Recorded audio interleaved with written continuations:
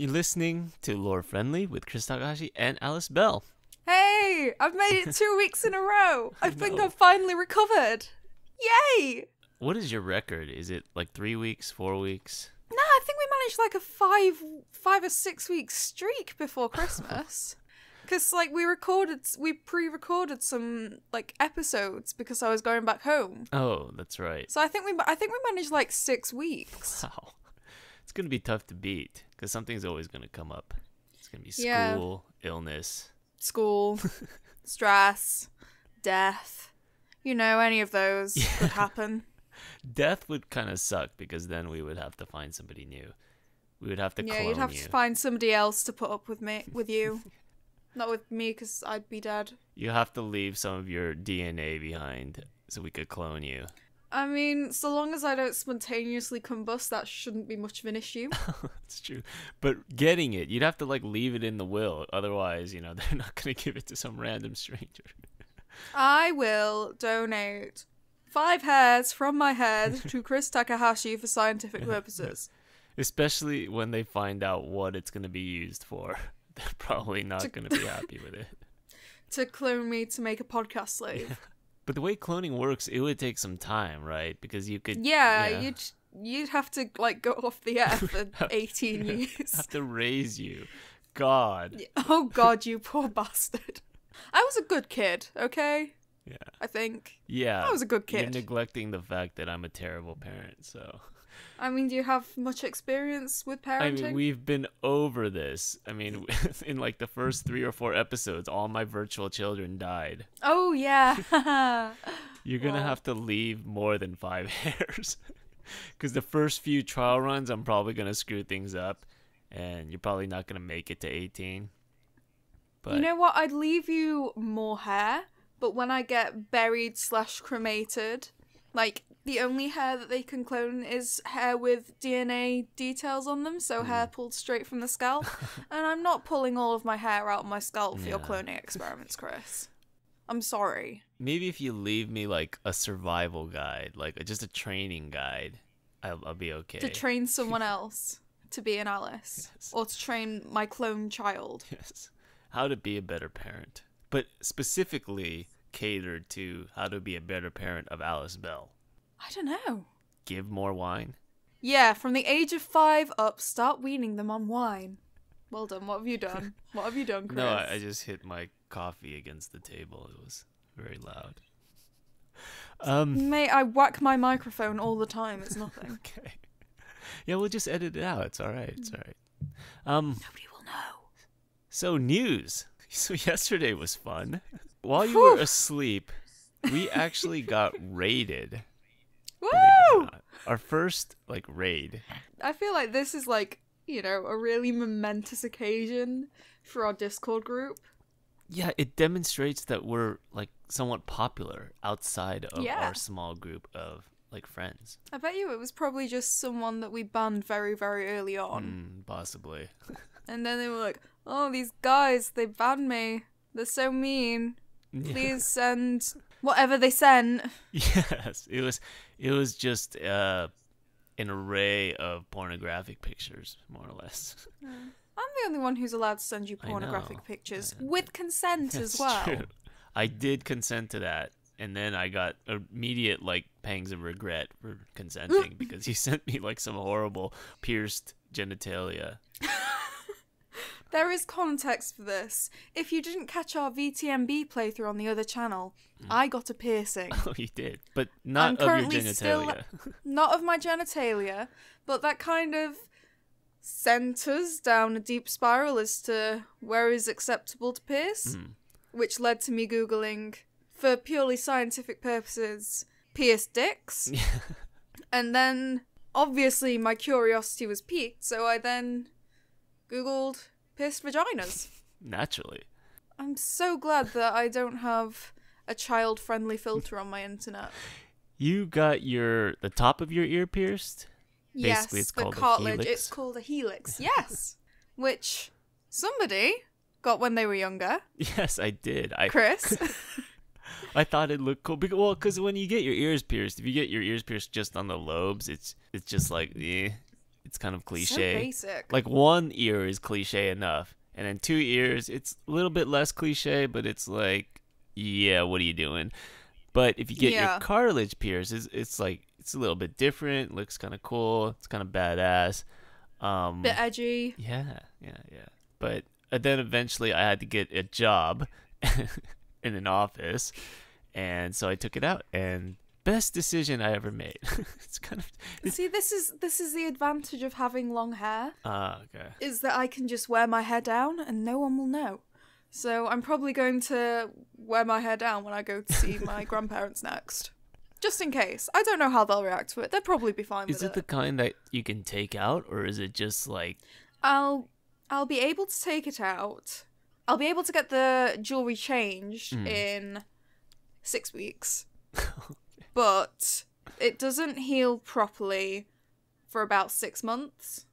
Yeah. So I can't do any of the really funky jewelry. Yeah. It's like a real pain in the ass to clean, too, and it hurts like a bitch, so...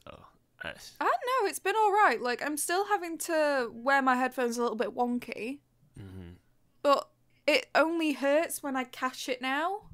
Which, because I have long hair, I'm kind of doing that a lot. But, like, other than that, it's fine. And, like, the salt water's fine. It's just another step to my nighttime routine, you know? In other words, what you're saying is I'm weak. Yeah. I'm just weak and pathetic. Yeah. It's like, geez, toughen You're up, a man. massive, unpierced pussy. Just a pussy. It's like, come on, man, toughen up. Grow a sack. Actually, no, because, yeah, pussies can put up with a lot of shit, so... That's true.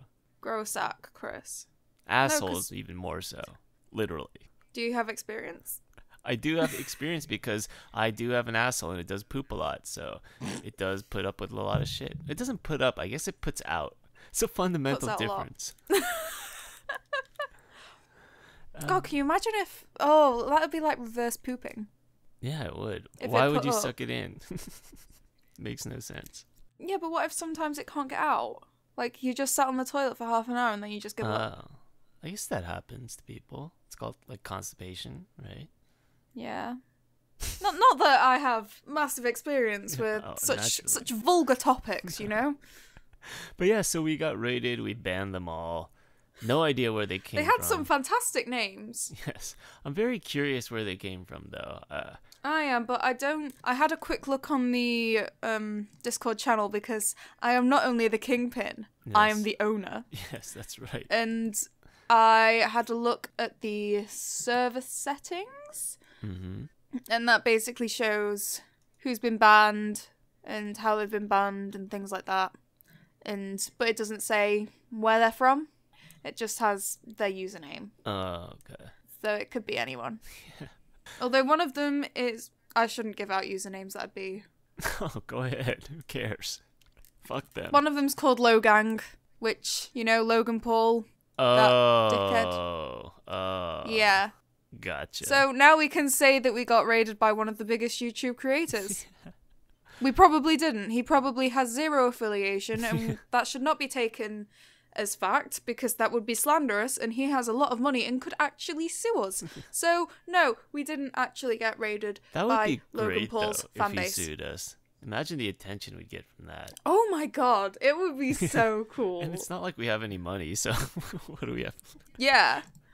What could they sue us for? What are we gonna lose? Our dignity? Oh, hang on. Okay. Sorry, I'm just looking at the explicit content filter. You can cut this out. But we can change the settings. Oh yeah? Automatically scan and delete messages sent in this server that contain explicit content. Oh, there you go. Right, let's put scan messages from members without a role, so then only we can send porn. Oh, okay. See, because that's what I was worried about. Because, like, I don't want to ban explicit images if we're the ones sending them. Yeah. So what we can do is... I still want to send out porn. It's just the other yeah, users. this is nepotism at its finest. Right, okay, so please choose how broadly the filter will apply to members in your server. We recommend setting a filter for a public Discord. That was our mistake. Yes. So it's your fault. But it is my fault. See, I was blaming Jennifer, who was on mod duty that hour. Oh. It was totally her fault at first. Oh. Oh, God. We're just not paying attention. I can't believe I missed all this. Thank you for informing us, by the way, that we were not doing our job as moderators. Shout out to Ridiculous. Yeah. It was funny because I blamed Jennifer, but I was also online for like an hour while this whole thing was going on. I was at my computer too. Like, I don't know what Jennifer was doing. She was probably doing something else, like doing actual work. But I was literally at my computer and had the thing minimized while all this like chaos was happening. But yeah. Oh, God. What a mess. It's all right. Learned our lesson. Learned our lesson. We've set a filter. That's the word. And yeah, we're sorted. Should we try and test the filter at some point? Well, we're gonna have to tell somebody to send naughty images. Yeah, that's right. Where is that under? Is moderation? Yes. Yes. Yes, it is. Oh, so it's both of our fault then. It's all right. It's all right. We could just blame Jennifer again. Blame her. Sorry, Jennifer. Thank you. Thank you for being awake. She's the company scapegoat. Give her a new role. Company scapegoat. After we finish recording, I'll give her a new role. Just like how Ronya is the bachelorette. And why do I only have one role? I should be rolling in roles. What is my problem? Wait, what roles do you have? I just have Kingpin. Oh, and Cherry. Which I gave you. Why did you give me Cherry? Because it didn't make sense for me to have Cherry, because I popped the cherry. Didn't I pop a cherry for some reason? And then you gave me the cherry. Yeah, you gave the first ban out. Yes, that's right. So, like, I popped the cherry, so why do I have a cherry? So that made no sense to me. So. Right, fine, I'll change your role to Pop Cherry. Yes. Okay? And you have the cherry. Noctium has the cherry. Yeah, because I'm too nice to ban people. Yeah. I'm an irresponsible Discord server owner. Yeah. So yeah, that's what you missed not being on our server, guys. Here's our advertisement for the server. You missed a whole bunch of low-grade porn. What a fucking shame. You poor bastard, you missed out. Although I guess now we won't have that problem anymore because we have the filter Hopefully. going on. That we should have had on from the beginning. It's going to scan for boobs. It's going to scan for piercings. But only if we don't post them. Yes. Prepare for dick pics, guys. Prepare for moderator-approved dick pics. So that was that. What else happened this week that we were going to talk about? So I briefly mentioned the VTMB playthrough that we have begun. Oh, that's right. Basically, me and Chris miss talking to each other. That's right. We've been I did. separated for quite a long Yes. time. We've not had a chance to, really chat and hash things out as we normally would. No alone time. Yeah, and like it's a really important part of our relationship to kind of, express those feelings in, productive, communicative way. Yeah. So we decided that the most productive way of expressing our feelings was by playing Vampire the Masquerade Bloodlines. And you can see that on Chris Takahashi's main channel instead of 3D NPC. We can put the link in the description down below. The main channel is where I put all, just the nonsense. Which really is what a side channel should be for. Like, if you look at the video list for that channel, it's just a mess. It's a hot mess. Yeah. So that's basically where we put everything that's not organized. Like, this channel is where we put all, just the podcast, the interviews, all the, structured things. And then whenever we want to just have fun and do whatever, it goes on the other channel. But, yeah. Do you have AdSense on your other channel? Of course. I'm not going to do this thing not for money. Awesome. I can start capitalizing on that AdSense money then. No, our video got flagged for copyright. What? Yeah, because let me check it. Oh God, why? I think it was like a song. I think it was when we went into the club. Oh no! There was a oh God! a claim. Yeah, it's licensed by music, isn't it? Chasm. Yeah, that's the band. Isolated.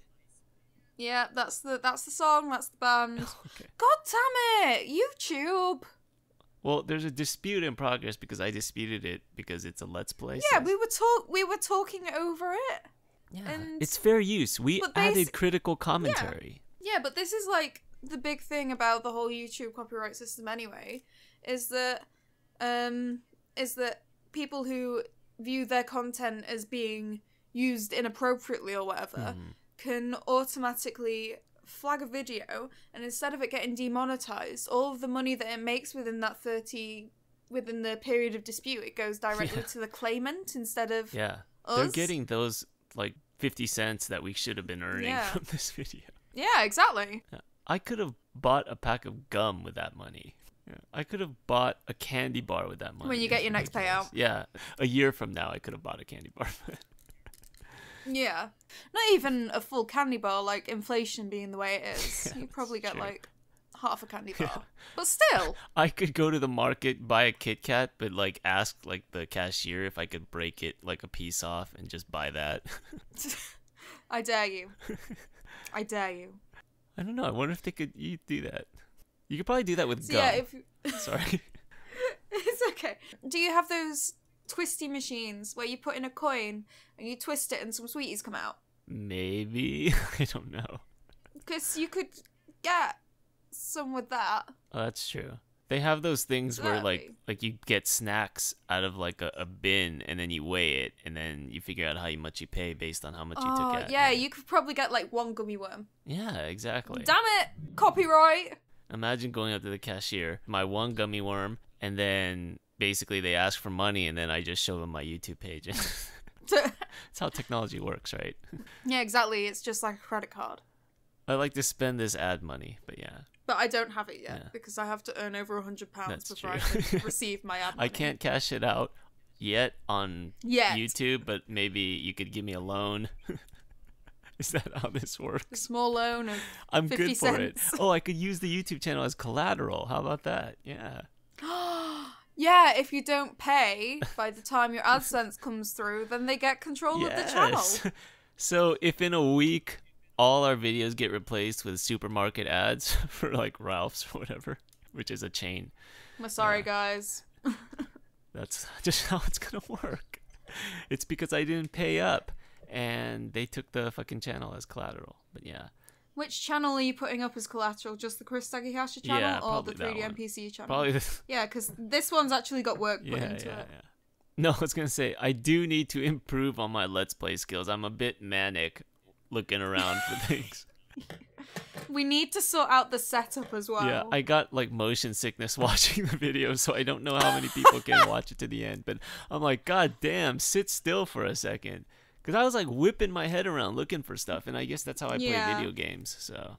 Yeah, I think we need to set up the audio setup a little bit better. Yeah. Because it was very confusing recording, because I was just getting an echo of myself throughout the whole thing. We'll figure it out. Yeah. It also helps if you can hear the voices so you can do proper impersonations. Because you did a Southern guy when we talked to the Rolex guy. Yeah, and he's very not Southern. Yeah. He has a Rolex, you know.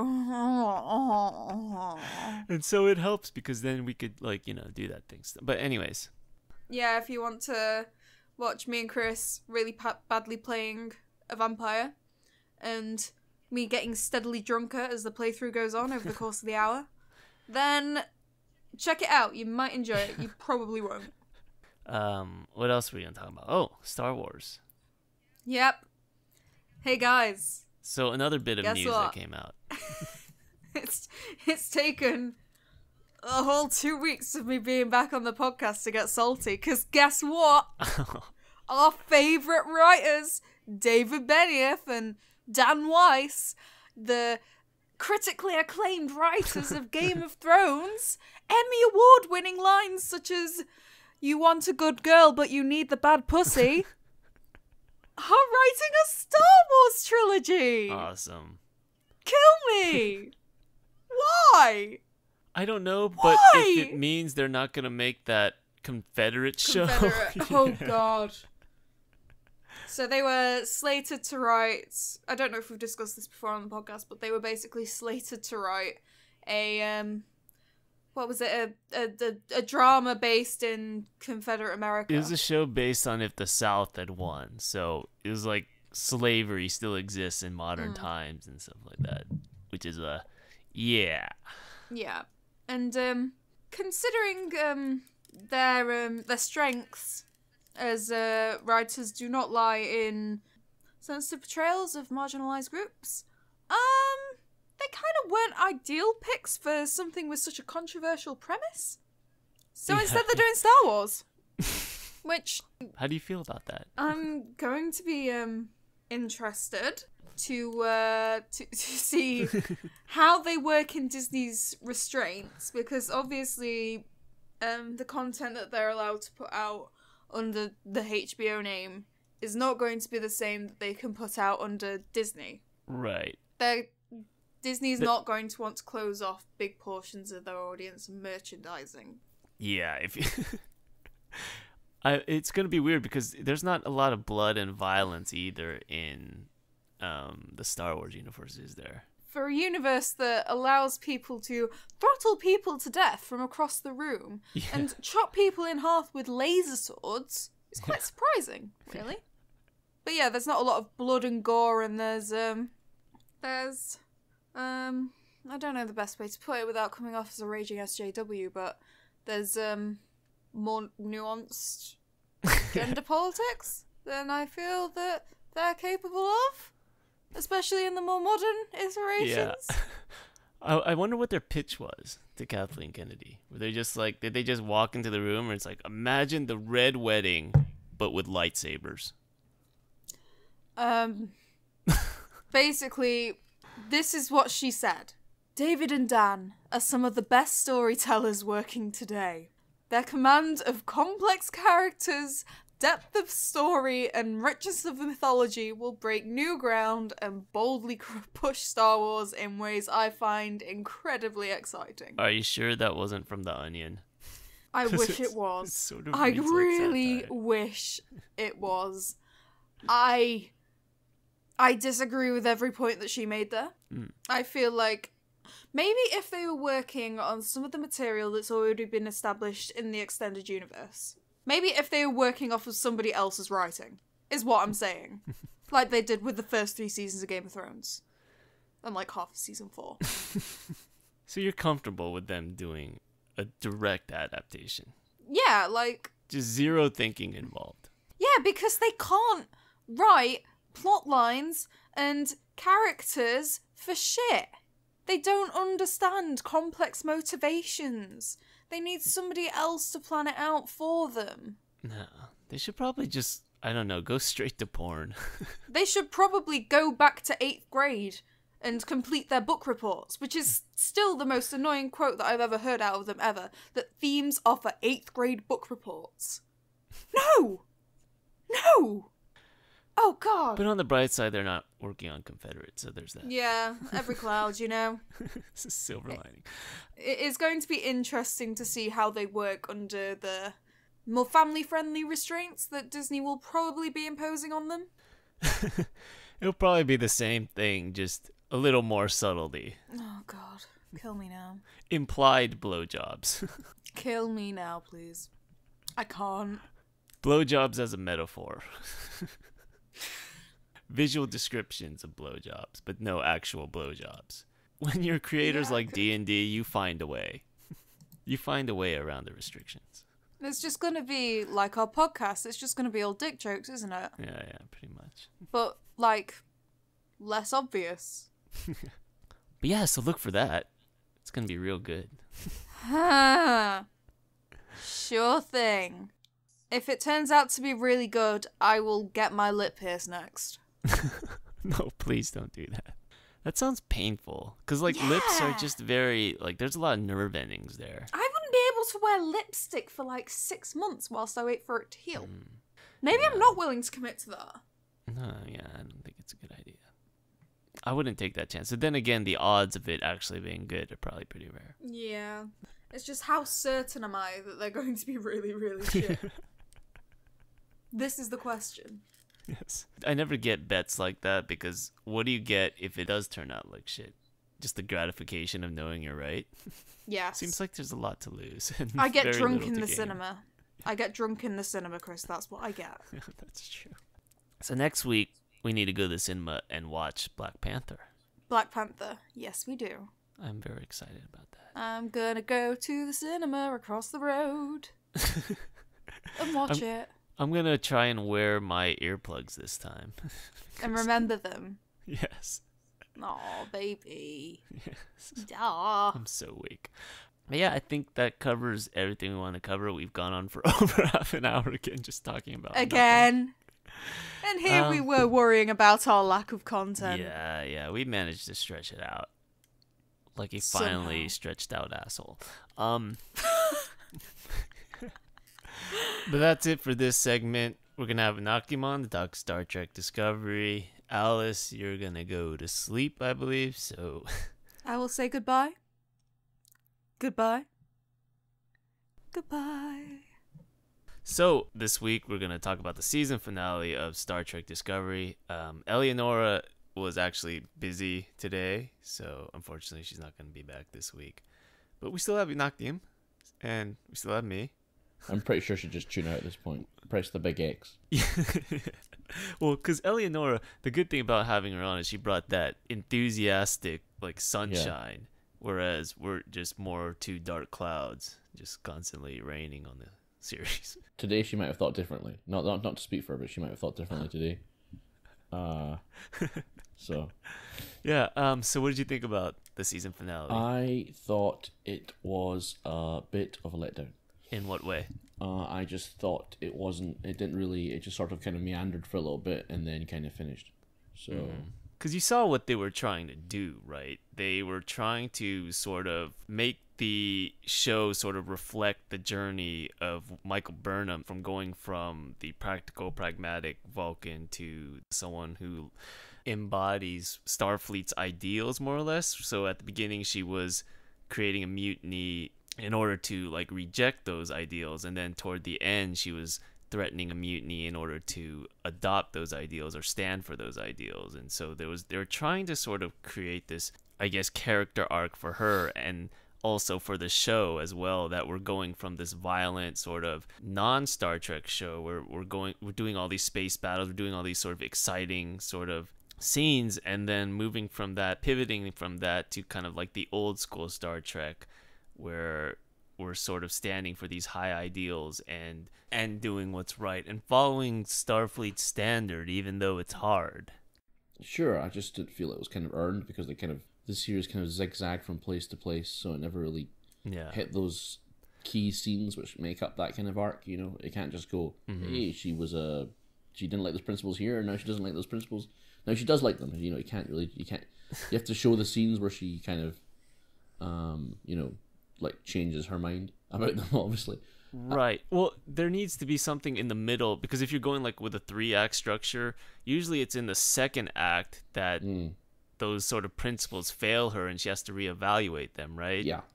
I think the only major failure was Giorgio dying, and that was like in the first episode, right? Yeah, I think so. Giorgio, and then maybe you could argue that the Mirror Universe and like the Klingon thing and her association with Lorca might be that kind of thing, might be your second act climax, but you know, it's very loose at that point. It did give her sort of a window into a world where humans are more cutthroat and they do things for, you know, whatever, just, you know, the way Lorca did it because he was a Terran. And so maybe that caused her to pivot from that. There was also the sort of romantic subplot with Ash, where she was able to see them more as people, I guess, because she saw Ash as a person. I suppose, yeah. So you could argue there is some evolution of her character from hating Klingons to sort of seeing their humanity, more or less. I thought her parents were bombed. But apparently they were murdered, and some Klingons broke in and drank their finest wines or something. Like they just changed the backstory or something. I don't know if they really explained that all that well. Like, I think that it would have been more powerful if they showed her parents' death, right? Yeah. Like, it was hard to tell if that anger that she had inside was justified because you never really saw it manifest. So when she talks about the story and everything that happens, it's a little bit too much of telling and not showing. I mean, I might just be misremembering, though. I mean, they never showed her parents' death, did they?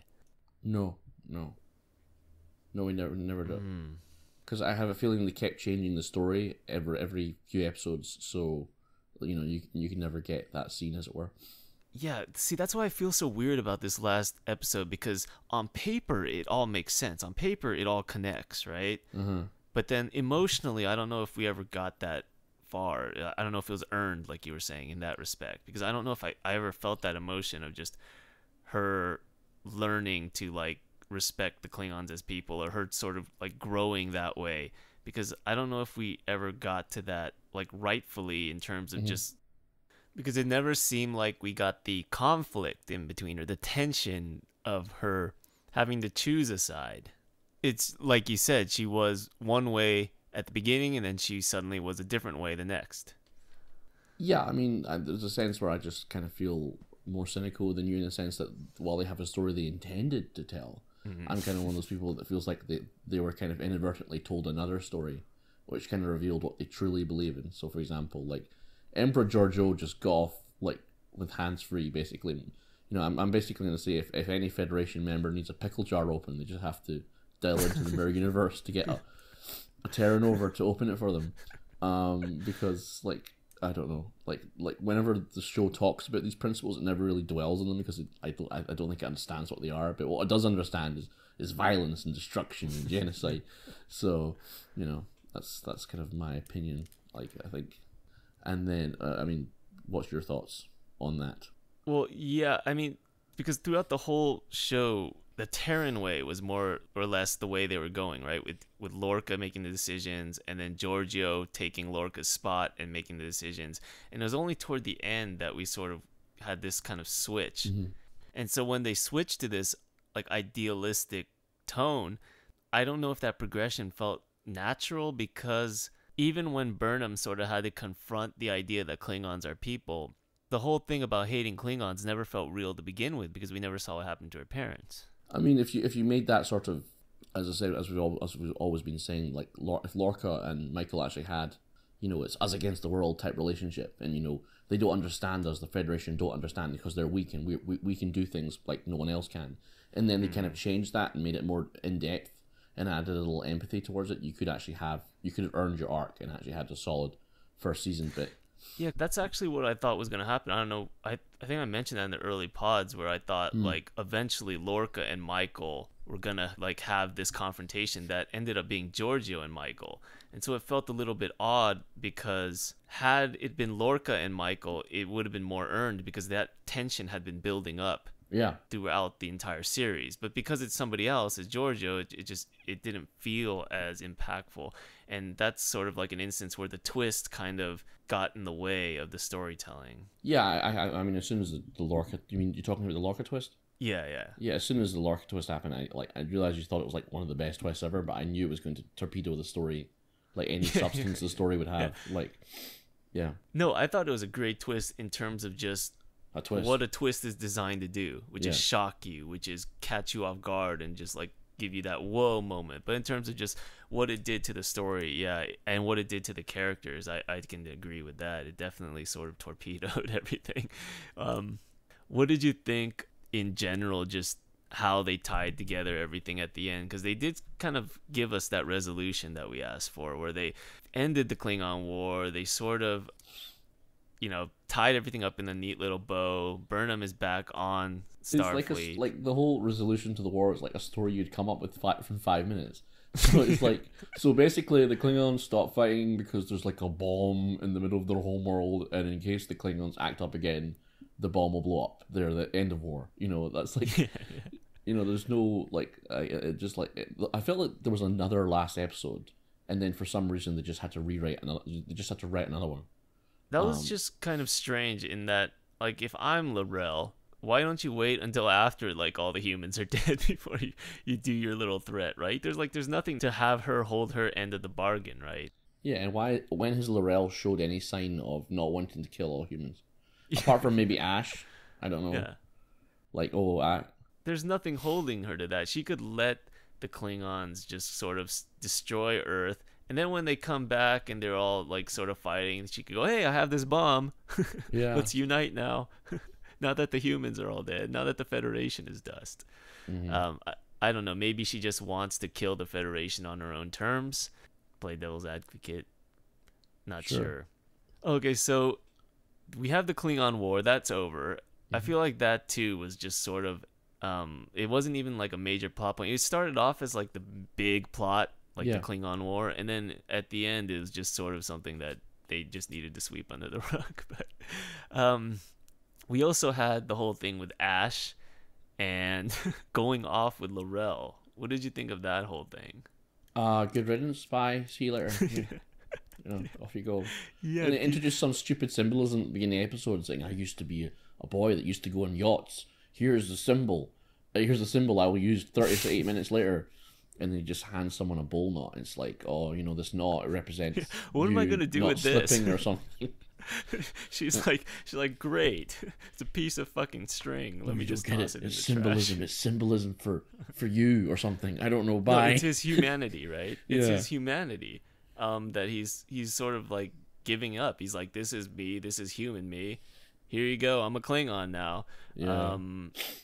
I didn't really get that. I didn't really understand, because the whole thing is that he was trying to find his humanity, right? He was trying to prove to Burnham that he was still human. And so that's why he was sort of like bringing about these trinkets from the past. He was trying to like discover his identity, more or less, an identity separate from Vok. But then at the end of the show, he just goes off with Laurel, so he wants to be a Klingon now. I don't. It's to bridge the two races or something. I don't know. He did sort of get more comfortable as a Klingon, just randomly speaking Klingon every now and then, making everybody feel awkward. Yeah. My favorite part is when Clint Howard showed up. Oh, who's Clint Howard? Oh, he's the weird guy with the drugs, right? Yeah. Ron Howard's brother. He's just like, that's hilarious. Just him showing up out of nowhere. It sort of summed up the whole episode to me. Here's Clint Howard. Hi. He might have just wandered on the set. We don't know. And he's been in a lot of movies, right? I mean, he's got an immediately recognizable face. Yeah, definitely. He was in the original Star Trek, and I think he's been in all the Star Treks, I think. But like, he's just this like. It's just a lately, cameo. he's just this old guy. He might be in the new Solo film. I don't know, because he's Ron Howard's brother. So that was just really interesting. Just like, it just summed up the whole episode. It's just a big mess that wanders onto your set and then leaves. I didn't realize they were like humans on Kronos. No, he was an Orion. Apparently, he was meant to be green. So like the Orions are these green humans. You know, the green, like the meme, the green dancing girls, like, from the original series. Yeah, that too seems like a Star Wars thing. The whole place looked like the cantina in A New Hope. What is it called? Is the Mos Eisley cantina? Mos Eisley, cantina. Yeah. I feel like they weren't sure what to go with as far as just what they wanted the Klingon planet to look like, so they just went with the generic sci-fi, like, trashy place. No, it's like the fucking shady characters selling organs and shit. No, the writers are just like, oh, we need a sneak. We need to sneak into a cantina subplot, but we can't do that in the Klingon homeworld. Oh, we'll just invent an embassy that they'll sneak into, and Giorgio will get laid or something, and everyone will get information at the same time or something like that. And that's weird. It's just that whole scene felt a little bit bizarre. It's just I don't know. I didn't know like that there were other races on Kronos though. Up until now, I didn't think there were. Okay. Seems like they would become more tolerant if they just like were around people. Yeah, I mean they started this war based on like extreme racism, and apparently their homeworld has a bunch of races living on it. Yeah. So it's just, there's I don't know. It was the whole episode. Yeah, it'd be interesting to hear what Eleonora would thought, because I was just kind of confused. Yeah, I mean, and then the Enterprise shows up for some reason. Oh, that's right. It's just like, hello, right. And then they play the original series soundtrack. It's just like, we don't care anymore. Here's the Enterprise. It's Captain Pike though, not Captain Kirk. So. Yeah, I mean that would put it in this time frame. I guess like it would be Captain Pike. Was he in the? Yeah, he was in the films. Sorry. How old is Spock in? I think he would be this timeline. No, they probably wouldn't put him in it. They would put some preceding guy in it. But Spock was on Pike's ship. So. Oh, okay. When did Spock come on? Because I think that would be interesting to have him and Burnham sort of interact. But like late 2250s, but this is like early 2250s. So I mean, they probably won't show because Leonard Nimoy just died, so they're probably not going to do that. Yeah, they wouldn't have a stand-in for. Because he's already been replaced in the movies, so. Yeah, but like at the same time, like I don't know. Maybe you're right. Maybe they'll bring on new Spock. But then they'll have 3 actors playing Spock. It's a bit weird. So. Where do you think they're going with that? I don't know. They just haven't you ever just thrown something at the screen and hoped it paid off later? I don't know. No, I haven't yet. But there's no pressure on me. I don't have like deadlines to fulfill or money to earn. Yeah. I don't have mouths to feed, so I imagine if I did, I might occasionally throw out some random shit into a mod. Whoa, what's this mean? I don't know, but we'll find out later together. Yeah. Yeah, just pay me. Yeah. And then Michael's speech, like I don't know what it was. It's like on one hand it's just your generic speech, but it just felt like the cuts they were using were so embarrassing. Like I don't remember. She was saying a stupid speech and she was saying like, yes, we are amazing. And then they were handing out medals to the crew. Yeah. And then every time, like, they would have, yes, we are amazing. And then, Saru, you're now got a Medal of Honor. Yes, we are. Like, she was encouraging the medals to be given or something. Yeah, but in reality, it was just cutting back and forth. But it felt like she was going, yeah, give that medal to... Someone dropped the ball there. Had I saw that last scene and like the way it was cut, I probably just would have muted it and went with the ending to A New Hope, where they just like played fucking music over it and just had like somebody like award the medals and it's just credits after that. Yeah, they could have salvaged that if they just went with the New Hope ending and just played music. I think so. They could have salvaged it by just not cutting, like with her basically orgasmically encouraging the medals, for God's sake. No, the cuts made it confusing to what she was saying. Like you're trying to give a speech and then like halfway in between like the words it's just cut and it's like, oh, and by the way, we're giving this guy a medal. And she's like, I was talking here. You know? Yes. Give that man a medal. I was trying to give an important speech and make a point, but you just like interrupted me with the first Kelpian to like win the Medal of the Honor. So it's like I don't know why they just weren't sitting in the editing room just going, does this sound like she's like enthusiastically enjoying the medals being given? Yeah. Yes, give that man a medal. But no. And then there was the bit where they had to convince obviously the Admiral had been, has been fighting this war for 8 months.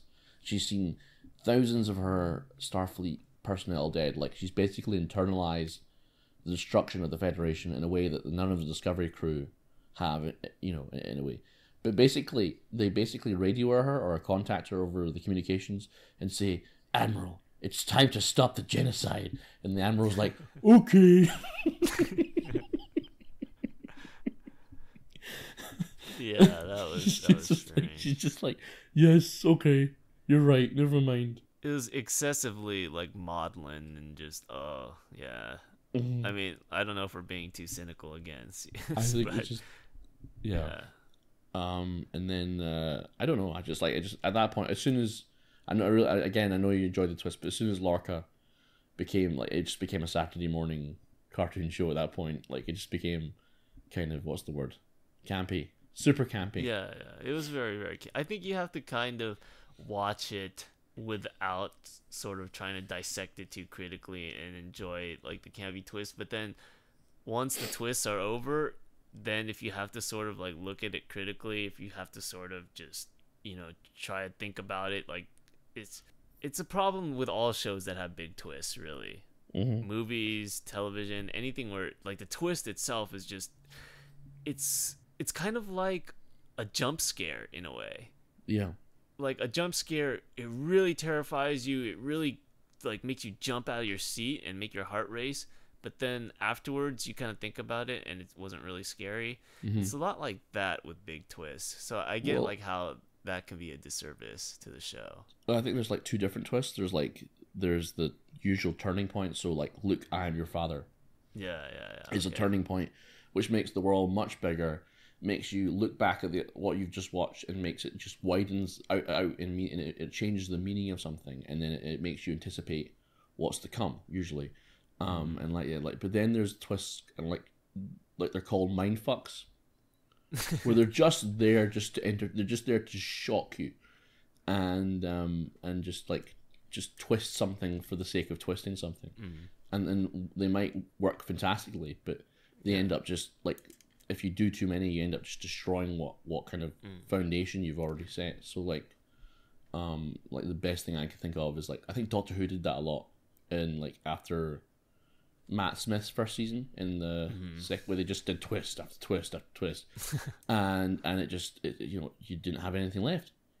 So that's the thing I can think of. The whole River Song thing was like exactly that's the thing. You just like, oh, she's a mother, or yeah. Wait, what? It's like, I do think that it works on paper. Again, like the whole Lorca thing, the fact that he was a Terran, the fact that a Terran would sort of lead Michael down this dark path, and then that is basically what she's fighting against. Like, she's sort of, again, there's sort of like a Star Wars parallel here, where like she's kind of being led to the dark side, but at the end she chooses the light side. She chooses the ideals of Starfleet. I just don't know if it was ever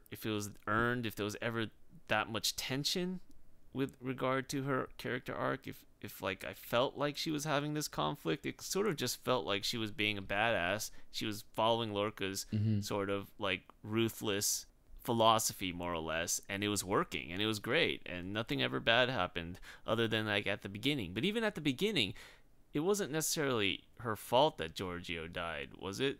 I don't really remember, but it kind of felt like her plan was the right one, and just bad things happened, but it wasn't because of the plan itself. Like, she wasn't directly responsible for Giorgio's death. Giorgio just died in battle like normal people do. Pretty much, yeah. I don't know, on paper it sort of makes sense. The twist makes sense to me. I'm just not sure if the execution was as good as it needed to be, as tight as it needed to be for us to feel the emotions. So I don't know. Indeed. Well, I felt like maybe you could keep the plot together by having Michael agree with some of the Mirror Universe people. Like, that would be your best way to, like, because she would go, "Oh, look, these people have conquered the entire universe. They know they've got it going." Yeah. And so she just like agrees with them, and then turns against her Federation people and things like that. Not turn against them like physically, but say to them, "Look, you're morally, obsolete or something." And that would be the way to kind of keep the theme going. But the fact that it's just like, as soon as a Mirror Universe person appears, it's like this person's evil incarnate, and you can't be talked to them. It's like, okay, well, unless you need a pickle jar opening, and then in that case, make them captain. Yeah. I think a good episode would have had Michael sort of adopting some Mirror Universe values, and then having that backfire, and having that end up with somebody dying, or that she was close to, like maybe Ash dies or something. I don't know. Somebody dies, and it causes her to reevaluate, like the fact that she's turning dark. She's turning toward this dark side. I don't know if that ever happened. Like, she was the captain of like the Terran ship, and they were sort of implying that she was sort of being swayed by this Terran universe thing, but I don't know if she ever really did. She kind of just rejected it and said like, okay, this is just wrong, and I don't want to be this. There was never like a temptation there, right? No, it did that thing where it's just like, they just said, "Oh, the Mirror Universe is evil. Close your minds off. Don't get influenced, and we'll get through this." And it's like, okay, great. So now you don't have a story. Yeah. You just have a cartoon, and that's the thing. But well, I wouldn't have made Lorca a Mirror Universe. I probably wouldn't have. Like, if someone told me like, "Oh, can you we've got this great idea for Lorca," I might have tried to fit it in, but ultimately I would have kept it, that kind of solid, like Lorca and Michael against the world, working together, and Lorca basically advising her to basically cut corners and things like that, because that's your road of empathy, because without that, Michael becomes really unlikable. She only works as a sort of, what you call, like, the opposite of a mentor, like a student, I guess. Like, she only works like as a student, like, for the audience to sort of place them. But if she's anything else, if she's your action hero who knows everything, you hate her in a second. So I think the twist would have worked if they just didn't turn Lorca into a caricature, like a Terran Empire caricature at the end. Yeah. If they made him influenced by like the Federation, and so he sort of found this middle ground. So he was basically the same person that we thought he was. It just happened in reverse, more or less. It's just he started out ruthless and then sort of learned these ideals rather than starting out idealistic and then becoming more practical. Like that's how most of those arcs go. Mm-hmm. It would have just been backwards, but he would have came to the same place eventually, and that would have made him more attractive as just an alternative option. Maybe Michael starts to see Lorca as someone whose ideals work because he mixes in the best of both worlds, right? Mm-hmm. And then you get your sort of like classic narrative where she's sort of tempted by these kind of ideals, this sort of way of doing things, and she's influenced by that. But then at the end, she chooses the Starfleet ideas because at the end of the day, she's a good person and she's learned to sort of tap into the emotion that she didn't know how to when she was a Vulcan. But it's not a journey that happens easily because she's not only tempted by winning the war, she also has this relationship with her captain that is strong. And you can argue that Giorgio is that captain, but then it's not her, so it doesn't work. Mm-hmm. So she never has to go against her captain because it's not her captain. And she has no problem choosing ideals over pragmatism because she's always been sort of idealistic, it seems. Yeah. Well, apart from letting the pet emperor get away out of the galaxy. It's basically just like Hitler off. It's like, oh, off you go. Here's one-way ticket to Argentina. Bye-bye. Remember, this emperor has a knowledge of the future of this universe. Because the Defiant came over, it was a future ship that came back in time. So she actually has a 10-year advanced knowledge of what's going to happen. So, oh well. Yeah, it's and kind of dangerous, but as far as we know, this is not an alternate universe or anything. This is like the main thing. So, plus she looks exactly like a famous Starfleet captain. So exactly, yeah. She looks like one of the 5 most capable Starfleet captains according to that monitor back early in the series. So like she can do anything she wants. Okay. Jeez Louise. I don't know. There's one bit I quite liked when Giorgio saw Tilly, and Tilly was Tilly found it was Giorgio, so she like nervously did this Terran salute. Oh yeah, that was great. And it's like, I like her. She was great as comic relief. And Michael was like, "Don't do that." Yeah, that was funny. Anything else? Just maybe they'll have another guest captain next season. That'd be interesting to see which actor. Oh, that was it. That was another bit. They mentioned a new captain on Vulcan, right? Yeah. Waiting for them. Mm-hmm. So what do you think that's going to be? It'll just be one of the things that will be whatever the thing you throw on the screen. That's right. Who you can get, Whoever pops into their head before the deadline. Yeah. No, but I think that's really cool because it's really good because you just tell an A-list actor, the A-list actor's like, I don't want to be on a Star Trek show for 7 seasons. Oh no, you'll just be in it for 1 season, so you'll be a Starfleet captain, but you don't have to commit yourself. And it's like, oh, well, there you go, So I quite like that idea. It's like the Harry Potter Defense of the Dark Arts teacher. How they always they lost a teacher every semester. So it'd be kind of like that. I always like that idea where they just like this Discovery will never find a permanent captain. So what are your thoughts as far as season 2? Where do you think it's gonna go? Well, I think I read that I think that maybe the writers just wanted to finish up with the Klingon storyline. They just didn't like it. Like they felt like they inherited it from some pre-season notes, Okay. So they were kind of keen to just dump it by the wayside.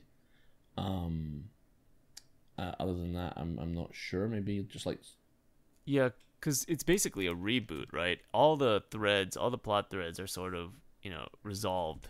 So like what we have going forward is basically open ended. So yeah. And also that they're not doing the spore drive anymore because like Stamets was just like, I don't feel like jumping in there anymore. It's just like, I don't feel like it. I prefer the old way. Yeah, they could always just have like a random illness anyway for Stamets. I mean, it's easy to write in. If they don't want to use the spore drive, Stamets. It's kind of like when you don't have like cell phone reception in a horror movie. It's like, oh, I'm sick again. I can't use it. And then so. Yeah. But then when they need it back, oh, I'm healthy again. healthy to use it. It's just, what would you do? What direction would you consider for the second season of Star Trek Discovery? Oh, I don't know. I always like the idea of jumping to other universes and things like that. I like it where they're not sort of bound to the original timeline. They're not bound to sort of the conventions of Star Trek. So for me, I would like to just straight jump to another universe and just be free to do whatever you want. Mm-hmm. I mean, if you want to make the Klingons into like underwater fishmen, you can. If it's another universe, like there are no rules. And so I think in order to take it to a new direction, you have this like plot mechanic, you have, this spore drive thing. Just like go full Doctor Who, just do whatever the hell you want because there are no rules. I think that would be the best way to take it. Yeah, I mean that's the thing, because I mean people were always quite eager to redo Voyager's premise, where like they jumped to the other side of the galaxy, I suppose, and they had like issues for the first few episodes. Like 1, they were up in a hostile universe. 2, they basically have some dissidents on board, so you never know if there's going to be a mutiny. And that's that. But they kept that going for like 6 episodes before everyone was played nice.